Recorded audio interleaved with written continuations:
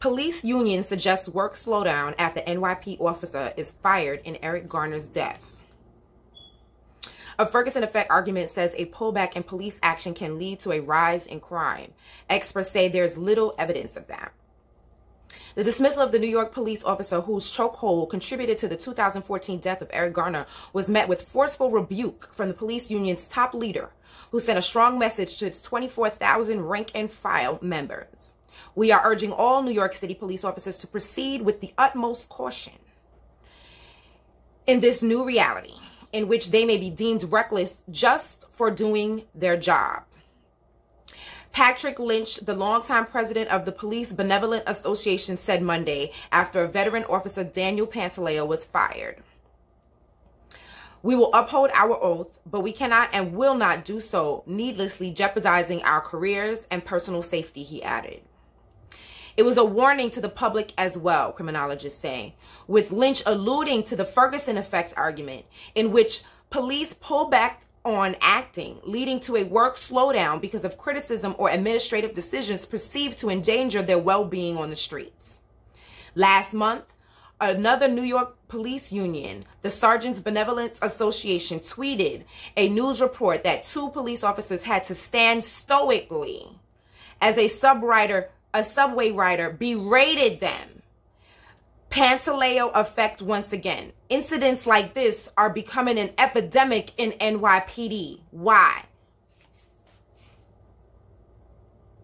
Are you serious? Berated? So what action should these police officers have taken for being berated?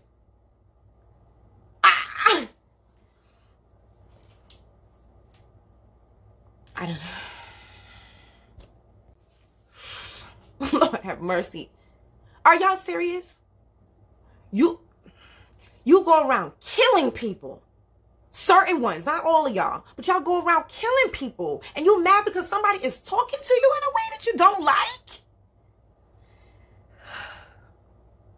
Imagine if we had the ability to arrest, throw people to the ground, smash in their faces, beat them with batons, rape them in the behind with batons, or because somebody berated us as black people.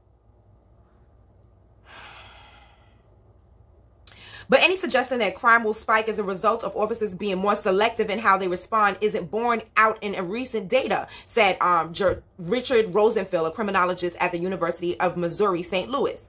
My sense is that if the NYPD pulls back at all, it will be temporary and will have little to no effect on NYC crime rates. Okay? Okay? Now remember, the other story I did on Pantaleo, I kept getting his name wrong. On Pantaleo, it said that crime in New York City was at a low. It was set to be on average. But it hadn't made the average yet. So now they're saying that they're going to do a slowdown. Okay, see, we're not responding just like in the Purge. We are not responding how they want us to respond. They think if they pull back, see, I was listening to Tariq the other day. He was saying that black people across the country are like relaxing. Like we ain't doing nothing. We working. We paying our bills. You know what I'm saying? We taking care of our kids. You know what I mean? We keeping our head down and handling our business. But that's messing up their plans. They need us to act crazy out in these streets. Keep going. Rosenfeld co-wrote a report in March at the Journal of Criminology and Public Policy that examines arrest and homicide rates from 2010 to 2015 in 53 large cities, including New York, Chicago. Hi, all my Chicago friends. And Los Angeles. Hi, all my LA people. It was in 2015 that U.S. homicide rates rose suddenly after falling for more than 2 decades. That's interesting. The year before the fatal shooting of Michael Brown, an unarmed 18-year-old black man in Ferguson, Missouri, by police set off a nationwide protest and calls for accountability. While a grand jury declined to indict, the officer involved, Darren Wilson, who said he feared for his life when he shot Brown, later resigned from his apartment. Fears that other officers could face similar repercussions on the job reverberated in police departments and law enforcement agencies throughout the country. Sam Dotson, the St. Louis police chief from 2012 to 2017, coined it the Ferguson effect, saying that the criminal element is feeling empowered.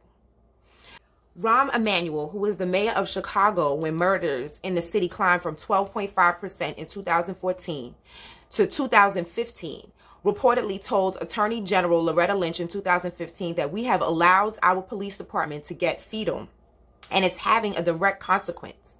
They have pulled back from the ability to interdict. They don't want to be a news story themselves. They don't want their career ended early, and it's having an impact. In his report, Roosevelt said the idea of depolicing was the first and still the favorite account for why homicide rates increased. But few studies have thoroughly examined the issue, and there is little evidence that the crime increases when police pull back, he added. His report found no association between reduced rates of arrests and elevated rates of homicide. And whatever sparked the 2015 homicide rise, it was not a reduction in arrest rates in large U.S. city police agencies. So basically he's saying that one had nothing to do with the other. Now, we're going to go back to the other video that the first Pantaleon video I did. What if the arrest rates had to do with other people coming into our communities and committing these murders? Okay, let's keep going. Because if they're declining to arrest, wouldn't that provide the perfect cover for purgers? You know, sometimes things don't hit me until I talk them out. And that one just hit me. Okay. Former Milwaukee Police Chief Edward Flynn told some magazine in 2016 that he viewed his city's rise in violent crime as more likely attributable to health service cuts and a new state law allowing people to carry concealed weapons.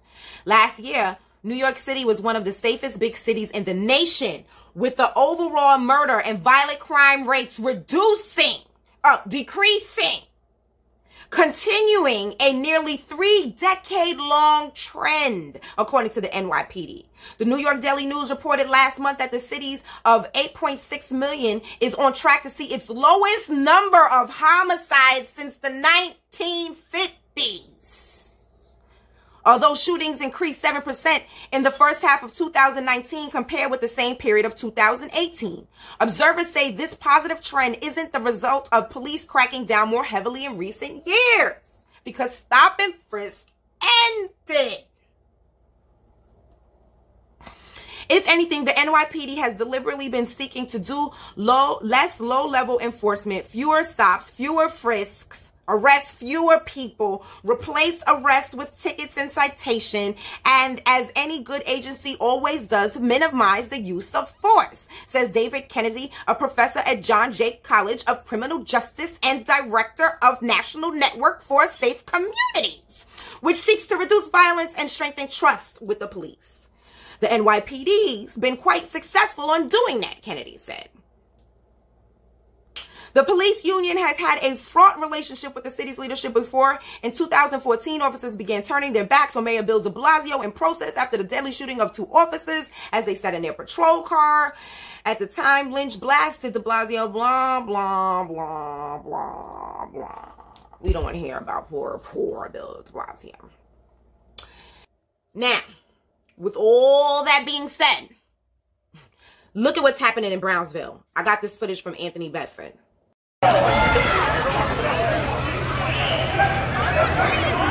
Yo, they bugging out here. They really bugging out here. Come here. Come here. I'm not even coming.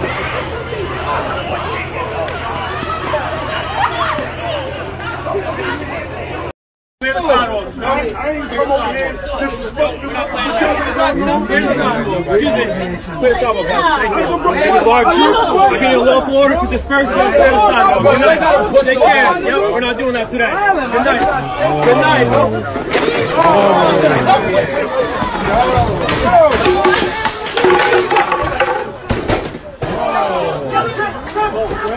Grab that fucking guy.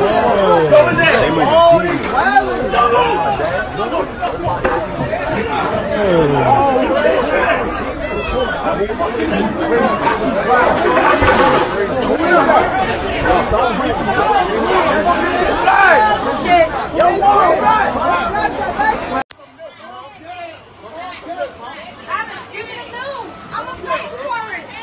They got sprayed? Yo, we gonna pay for it. It don't matter. We gonna pay for it. Give us some milk. We gonna pay for it. We'll pay for it.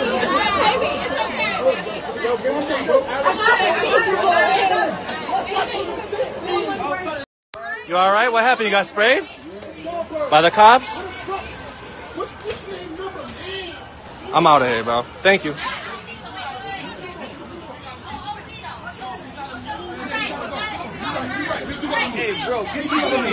No, I asked. Second, racial dislocation confusion. Now, they've had this all the time, meaning keep those squatters moving. In other words, if people are non-white, keep them moving. Why? They have found out from experiments, from experience.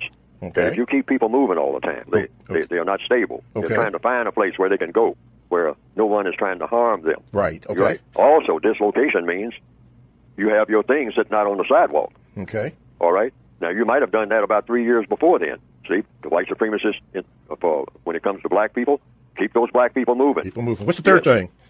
The third thing is racial population tailoring confusion. In other words, don't let the population in any particular place get too big. It becomes difficult to handle. So you tailor it, huh? Yeah, so you tailor that population.